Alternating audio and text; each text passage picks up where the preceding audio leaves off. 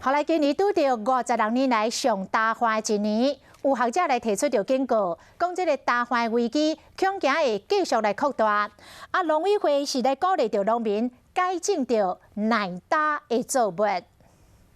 日月潭内面的九只水鸡看现，较早是久久啊出现一摆，即马是真接出现。56年来上严重的可旱，和中南部的水库拢化喙焦。桃园市特标的地区今年第2期的农作灌溉区甲嘉南，明年头1期灌溉区确定会停灌。所来台中甲桃园市特标的明年头1期，嘛面临停灌的危机。全台湾的农作物可旱面积已经达到7000外公顷。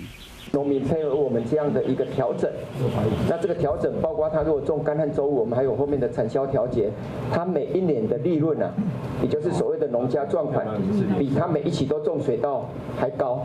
上需要水的高敏感作物，像讲梨啊、叶菜类啦、竹笋、梅啊、枇杷、菊花等等，总共有11项。一旦欠水情形持续到明年，农作物的产量就无够继续会起。今年是缓升1年，所以也会影响到明年春天的时候，降雨量如果不来，那我们的茶叶的影响预估就会有4800多公顷，这是一个非常严重的一个影响的这样的一个成果。农委会提出短期、中期、长期的可旱因应的策略，先辅导农友适当的节用水。中期嘛要加强欠水的设施，精准的灌溉；长期要提升农业抗可旱的能力，研究抗可旱的品种，扩大农保。因为为气候的变迁来看，可旱恐惊唔是短期危机，是长期的危险。